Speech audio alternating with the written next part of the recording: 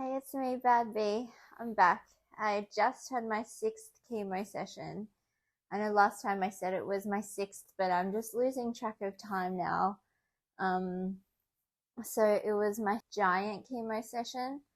So I had the Taxol, Herceptin, and Perjeta, but they had to slow down the Taxol because I had that slight allergic reaction last time. This morning I left a little bit earlier and I got there at about 7:45 and I thought I'll have to wait outside before the hospital opens, but everyone was already inside and I don't know what time they actually opened the doors. Anyway, I got there and you couldn't have any procedures done or anything, but you could get your little ticket for the blood test before 8. So I got mine. I was in a good spot in the line, I'd say. Looks like there were heaps of people, but it usually moves pretty fast. Then it gets to 8 o'clock, and the poor nurse comes out and he's like, "Sorry, there's been an issue. Please wait a little." And everyone's just like, "Oh, why?" And I was just sitting there, just on Instagram. And then after a while, he's like, "Now, everybody, so number 1 and number 2, please go and get your blood checked.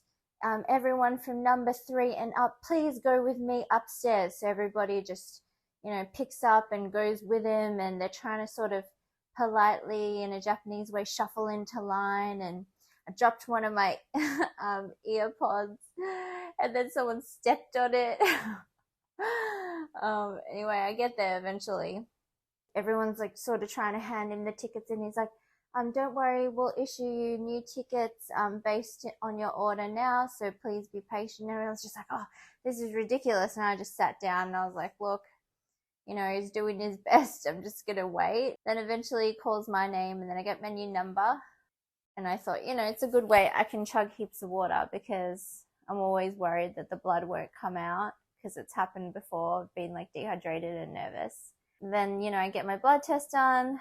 It was so funny when I told my husband about that blood test debacle. He's like, "You're a bad omen," because something seems to go wrong every time I go there. I hope it's not me. I mean, look, it went fine. I feel like all the old people were a bit annoyed. They're just like, "I got here so early and I was so far ahead in the line, but now look at me." Because like everybody's number was slightly higher because fourth floor people were already waiting, so they're obviously first, and then we're after them.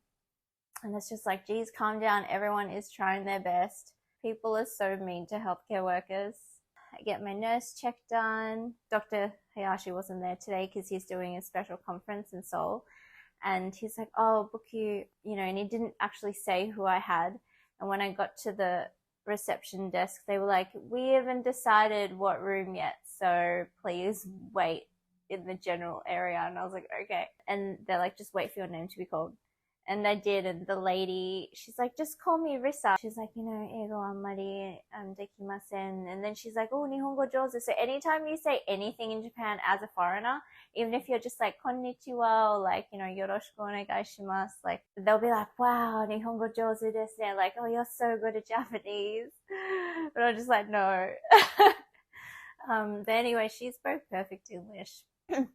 And turns out she went to international school in Seoul, which is so cool. And I was like, "Oh, can you speak Korean?" She's like, "No, I can read, but I can also say like annyeonghaseyo." I'm like, that's pretty cool. Oh yeah, also, so I don't wear a wig when I go to the hospital because I'm like, well, they know what it's like. I'm just kind of around other cancer people. I used to just go with my head shaved when I had all my hair. But now that it's like thinning, it looks super sad. So I wear some sort of like hat or turban or something. When I was waiting for chemo, that's usually the time I sort of stuff my face with onigiri, like rice balls from the convenience store. And this little girl, she just like walks up and she just stares at me. Because little kids have no filter. I mean, it's weird. It's like, "Oh, she's a lady, but she has no hair. And look at her face, like something must have happened to her skin." Like, my skin is so much better now. I don't have pimples, all of the scabs have fallen off, but it's just so red and raw and dry. And I'm just putting everything that I can on it to try to hydrate and keep it moist, but it's just dry. At least it's not bleeding anymore though.